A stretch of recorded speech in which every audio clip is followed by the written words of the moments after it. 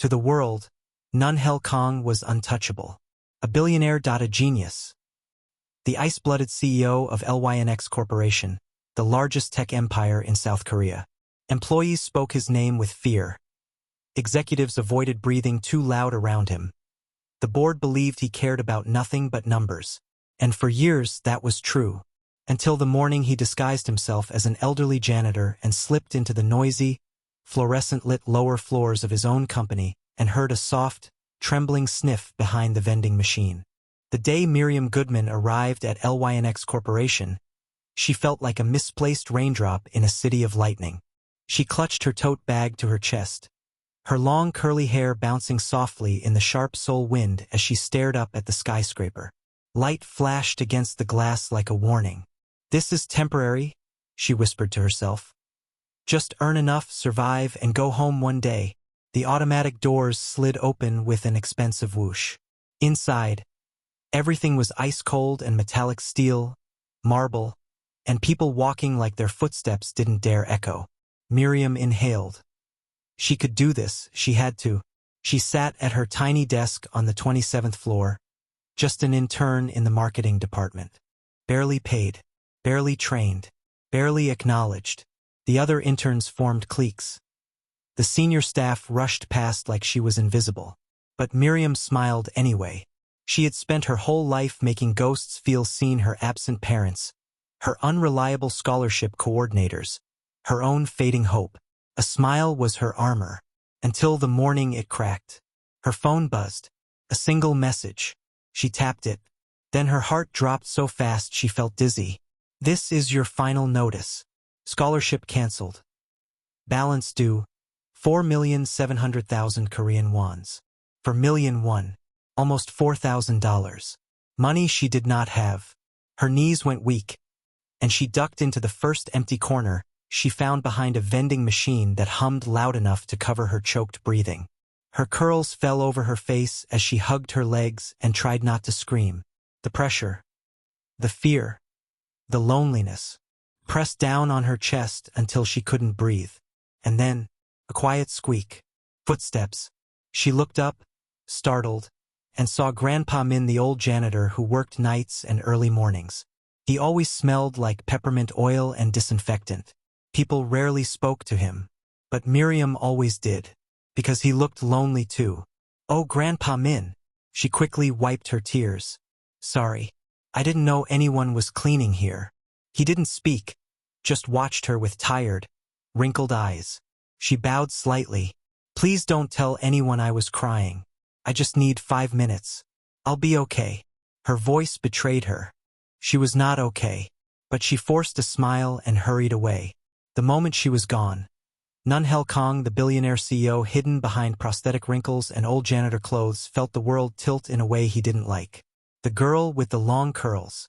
The girl who always greeted Grandpa Min with kindness.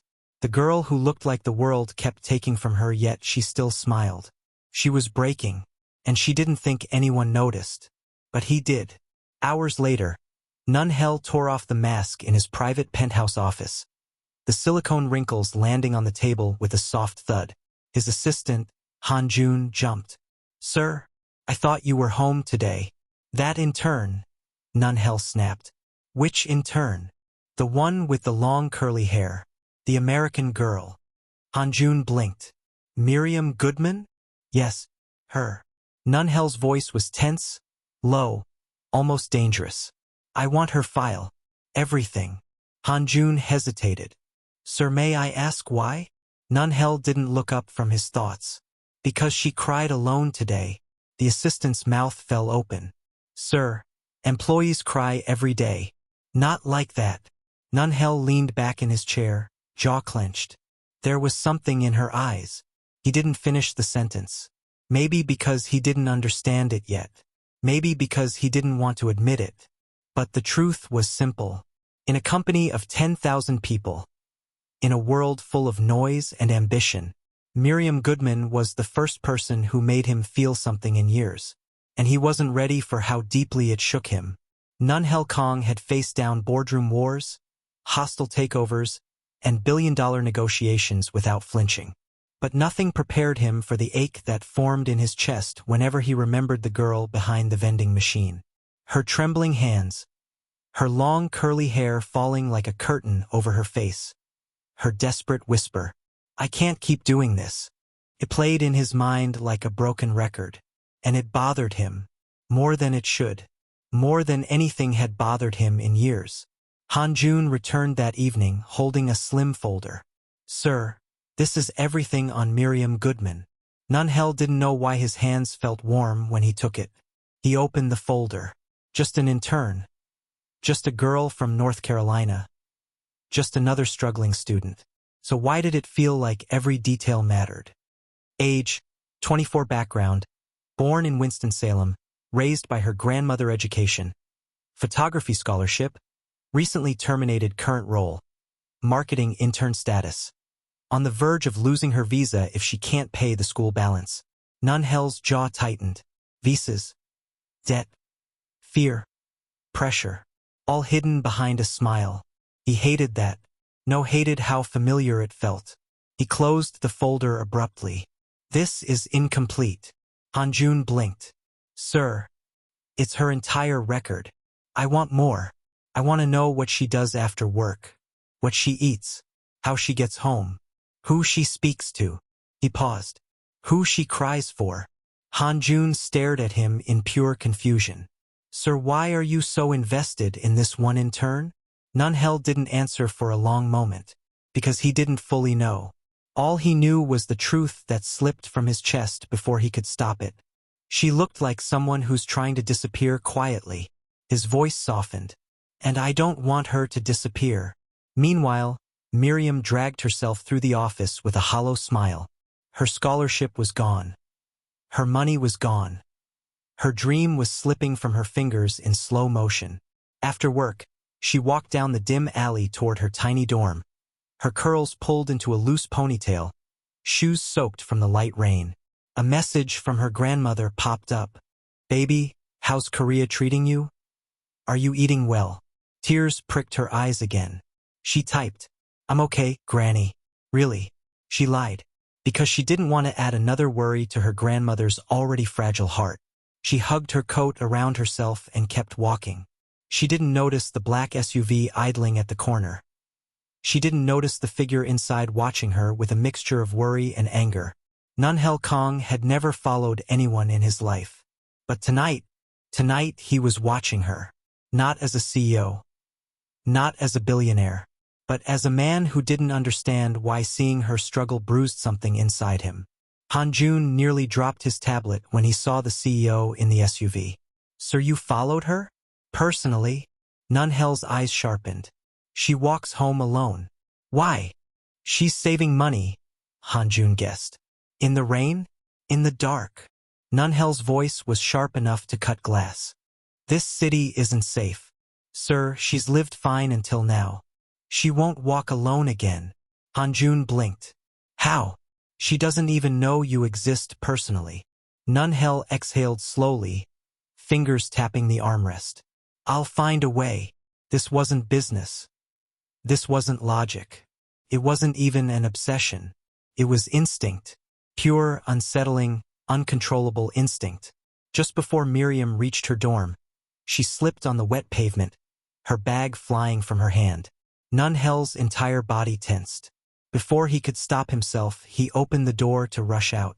But she stood up, brushing dirt off her jeans, laughing softly at herself. That laugh. It wasn't happy. It wasn't bright. It was a sad, exhausted laugh, the kind people make when the universe keeps kicking them but they still pretend they're okay. Nun-hel sat slowly back down, breath caught in his chest. "She's breaking," he whispered. Han-jun swallowed hard. "Sir, employees break every day." "No," Nun-hel said quietly. "Not like her." When Miriam finally disappeared into her small building, Nun-hel leaned his head back, eyes full of thoughts he couldn't untangle. Then he gave an order that made Han-jun choke on air. "Effective tomorrow, move the marketing interns to the 42nd floor. To the executive floor?" "Yes." "And what excuse do I give? That the CEO wants a random intern nearby?" Nun-hel's eyes darkened. No a beat. Then, say productivity will improve. Hanjun stared at him like he'd lost his mind. And maybe he had. Because somewhere deep inside, in the place he'd locked away for years, none hell knew. Miriam Goodman had already become someone he couldn't ignore. And moving her closer was only the beginning. By Monday morning, the entire building pulsed with whispers. The marketing interns usually banished to the dull, forgotten 27th floor were suddenly ordered to relocate to the 42nd floor, just beneath the CEO's private suite. No warning, no explanation, no logic.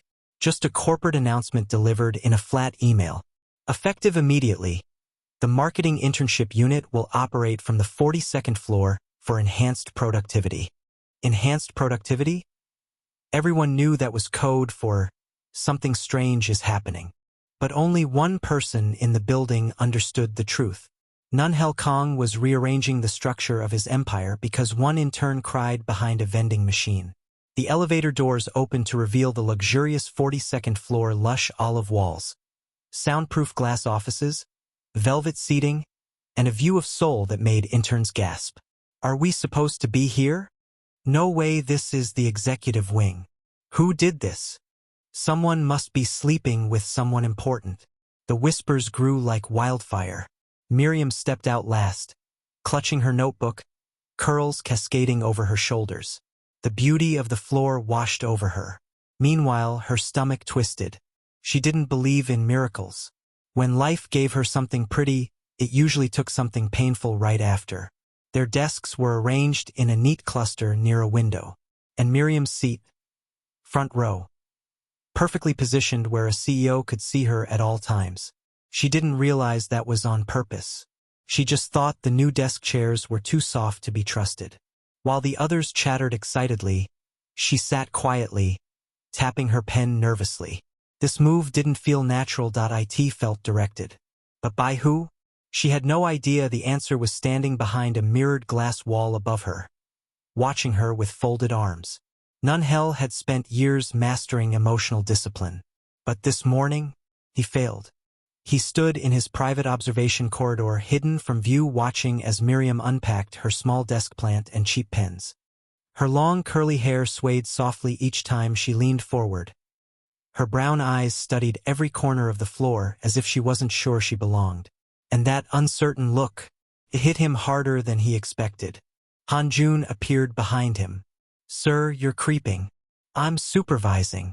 You're staring. I'm assessing work environment suitability. You're obsessed. Nun Hel glared. I am not obsessed. Hanjun glanced at the CEO's phone screen. A bookmarked surveillance feed zoomed in on Miriam. Hanjun raised a brow. Right? Nun Hel shut the phone immediately and walked away before he could lose dignity. At noon, the interns were invited to a full team briefing. A rare event. A stressful one. Most of them looked like they were attending their own funeral. Miriam sat in the second row. Her palms sweated. Her curls kept falling into her eyes. She pushed them behind her ear over and over. Then, the air shifted. Heads lifted. Spines straightened. Breaths hitched. Nun Hel Kong entered. Tall. Cold. Magnetic. Every step sharp and controlled. Miriam's heart darted violently. She had seen him only from a distance. Everyone had, but seeing him this close felt unreal, beautiful in an intimidating way. Unreachable. Sharp jaw, intense eyes, shoulders built like a statue of a warrior king. When his gaze swept the room, paused. For a fraction. A second. Maybe less. But it paused on her. Miriam froze. She didn't even breathe. He looked away instantly, but she felt something electric spark in her chest. Why did he look at her like that? She didn't know that behind his expressionless face. Nun Hel was panicking internally. Behave normally. Look at others. Stop staring at the curly-haired intern like a man who's losing logic. But he failed. Because whenever he tried to focus on charts and projections, his eyes drifted back to her. After the meeting, Miriam slipped out early, overwhelmed. She pressed a palm to her chest. Why did she feel so hot? She wasn't foolish. She knew men like him didn't notice women like her. but the feeling wouldn't leave. As she turned a corner, she bumped right into someone. Her documents flew. Her pen rolled across the floor. She knelt quickly, cheeks burning. Then a large hand picked up her pen. She looked up and met the cold, striking eyes of the CEO himself. Nun-Hel Kong, towering over her, expression unreadable, presence overwhelming. Their hands brushed as he returned her pen. A spark. Invisible but undeniable. "Be careful," he said quietly. His voice deep, low, commanding. She swallowed. "Why, yes, sir." He nodded once and walked away. She sat there on her knees long after he left, her heart pounding violently. She didn't know this moment shattered something inside him, too, because the warmth of her fingers against his lingered longer than it should have. Back in his office, Nun-Hel paced angrily. Han-Jun sighed. "What now, sir?" Nun-Hel ran a hand through his hair. She nearly bumped into a wall. Han-Jun blinked. "Okay?" "She's clumsy." "Yes. She could get hurt." Han-Jun stared. "Sir, please say it out loud. You care." Nun-Hel froze. His jaw tightened. His heart pounded. Then, reluctantly, almost painfully, yes. Han-Jun nearly fainted. Nun-Hel turned away, gripping the edge of his desk. "I care. And I don't know why." Miriam believed she had simply been moved to a new floor. She believed the CEO bumping into her was coincidence. She believed her pain was invisible, unnoticed by the world. She had no idea that a man she barely knew, a man powerful enough to reshape industries, had already started reshaping his life around her. And for the first time in years, Nun-Hel Kong felt dangerously, uncontrollably human. Miriam Goodman had no idea that one tiny, accidental collision in the hallway had done the impossible. It had shaken a man the world believed was unshakable. Nun-Hel Kong woke the next morning with something unusual burning at the back of his mind. Not numbers, not stock reports, not board strategies, but the soft brush of Miriam's fingers against his. It haunted him all night. A weakness, a vulnerability, a door he had sworn never to open again. And yet here it was, wide open, uninvited. Nun-Hel entered the office determined to bury the feeling. He pushed through the glass doors, expression stone cold. "Today," he muttered to himself, "I focus." He sat at his desk and made a list. Quarterly merger, new product launch, investor dinner, Miriam Goodman. His pen froze. He crossed her name out. Hard. Then wrote it again. Han-Jun stepped in. "Sir, your meeting." Nun-Hel snapped. "Cancel all morning appointments." Han-Jun blinked. "All? Why?" "Because I said so." But the truth? He needed time to gather himself. He needed time to force thoughts of her out of his mind. He needed. Then the elevator chimed. From his office window, he saw her step onto the floor. Long curls bouncing, eyes bright and innocent, shoulders tense from carrying too much weight alone. His heart dropped. Just like that, all his walls collapsed again.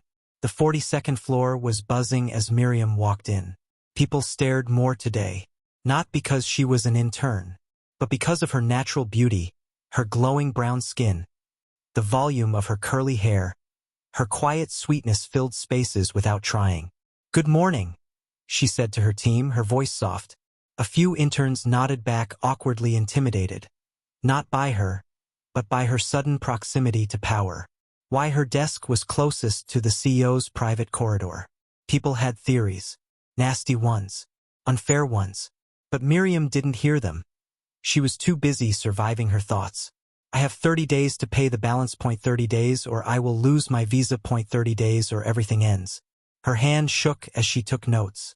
She needed a second job, maybe a night shift. She needed anything. What she didn't know was that someone was already noticing the tremor in her hands and burning with quiet concern. Nun-Hel stood behind the mirrored glass again. He watched as Miriam set her bag down, then sat slowly, rubbing her forehead like she had a silent headache. Something was wrong. He felt it. It wasn't dramatic. It wasn't loud. It was a quiet unraveling. He recognized it because he had lived it. Hanjun appeared behind him with coffee. "Sir, you said you'd stop staring." "I am not staring. I'm monitoring." "Yes. Monitoring her hair bounce when she walks." Nunhel shot him a deadly look. Hanjun cleared his throat. "Sir, are you sure this is wise?" Nunhel didn't answer, because deep inside he already knew. Wise had nothing to do with this. Mid-morning, Miriam excused herself to the restroom. Nunhel followed, not that he would admit it. He took a different hallway and waited near the elevators. Minutes passed. Then, a small gasp. He leaned forward. Miriam stumbled out of the restroom, gripping the wall. Her face pale, legs shaking. A dizzy spell. Her breathing was shallow. Nunhel's entire body went rigid. He didn't think he moved. Fast. He caught her just before she fell, one arm wrapping around her waist, the other steadying her head. Her long curls brushed his jaw, soft and warm. Her scent didn't smell like expensive perfume. It smelled like home. Miriam blinked up, dazed. "Yes, sir." Nunhel swallowed hard. This was too close. Too dangerous. Too real.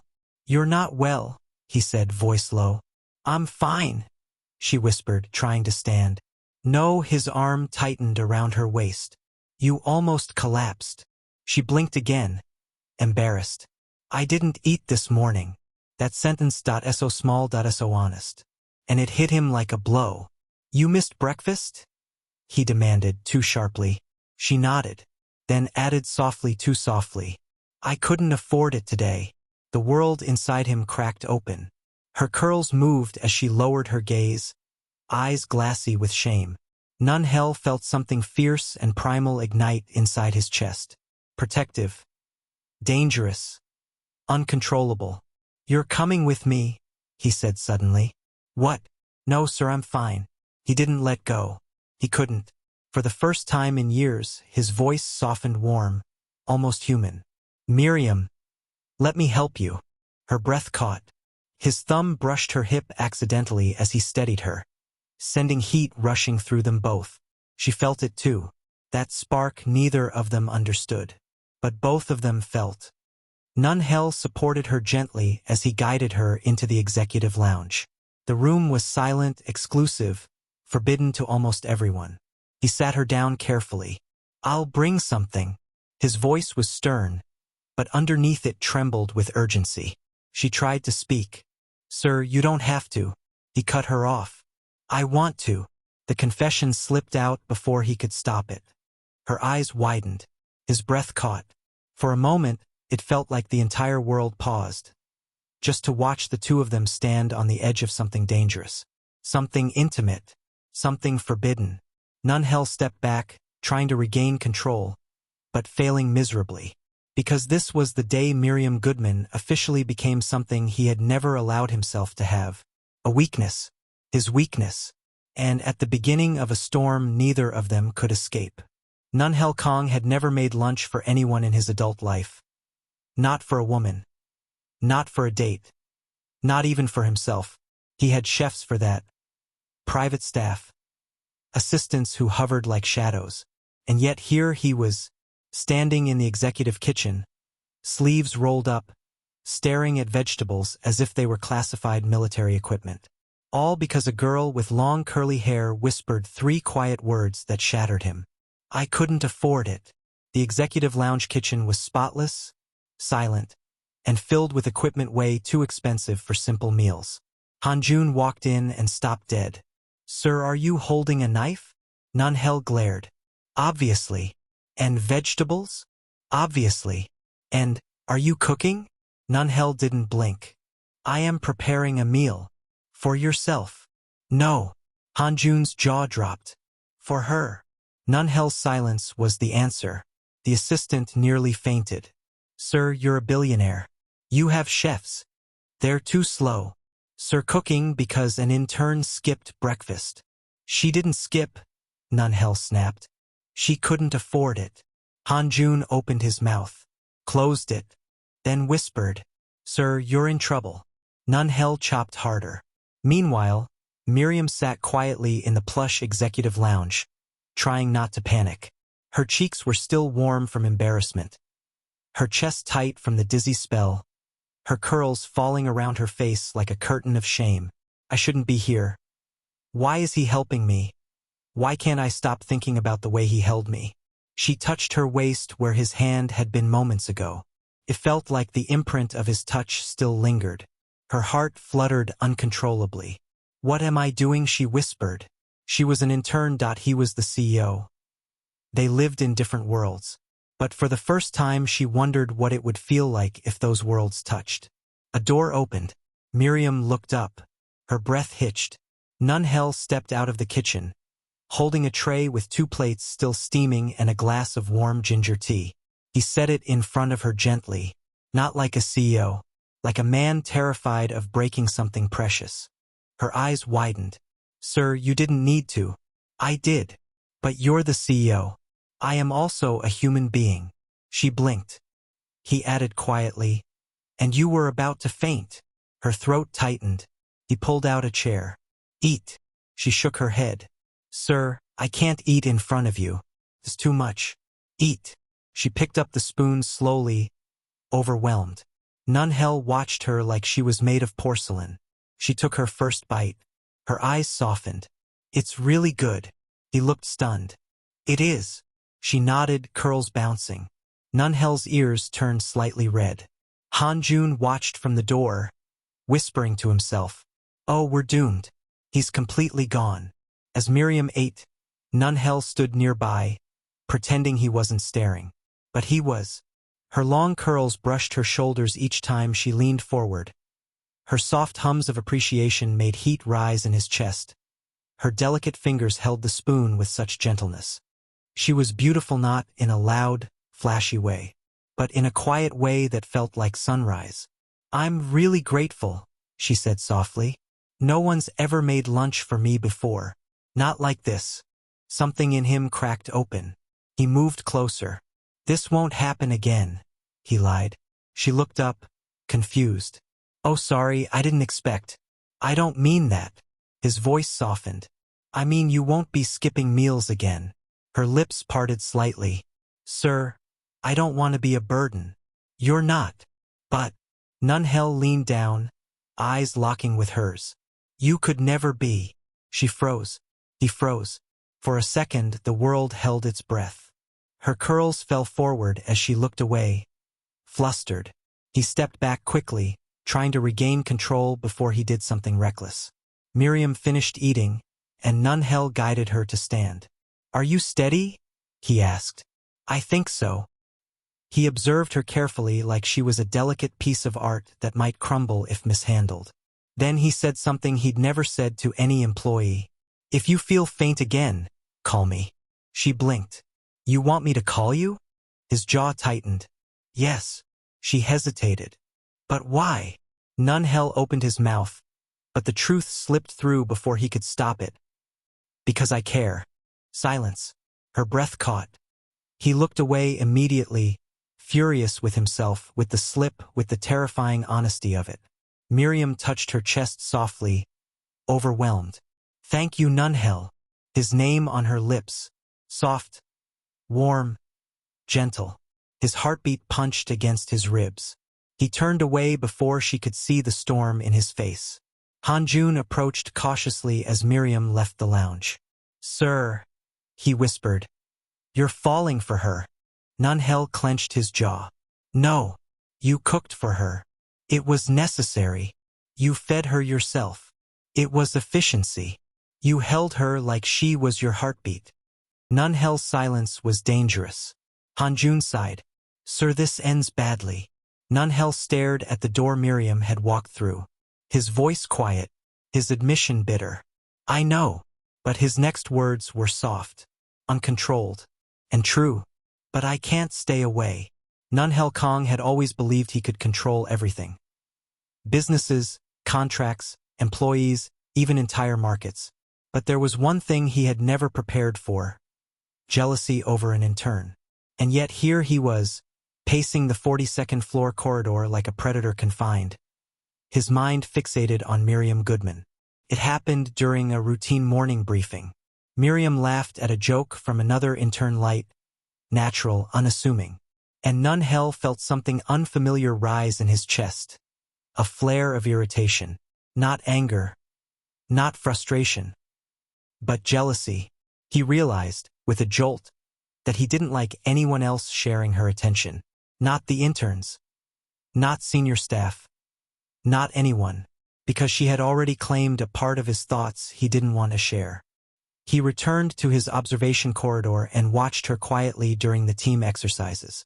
She was focused, cooperative, and intelligent. Others tried to impress her. He noticed, and each time someone else succeeded in making her laugh or smile, he felt a tightening in his chest, a heat he couldn't control. Han-jun, entering with his usual cautious grin, whispered, "Sir, she's just an intern. You're the CEO. This is absurd." Nunhel didn't respond, because he knew it was absurd, and yet he couldn't stop himself. Later that day, Nunhel noticed Miriam quietly checking her phone, her expression unreadable. A colleague leaned over, offering help with a project. She hesitated, politely declined, then smiled lightly, nodding, and something inside Nunhel clenched. He wanted to protect her. He wanted to be the one she leaned on. He wanted things he hadn't allowed himself to want in years. Han-jun followed him into the private office. Find out what happens in their relationship in the next episode, which is coming up soon, by clicking on the notification icon. Thank you for watching. If you enjoyed the story, please do not forget to like and subscribe to our channel. Also tell us the country you are watching us from in the comments section so that we will make a story for you.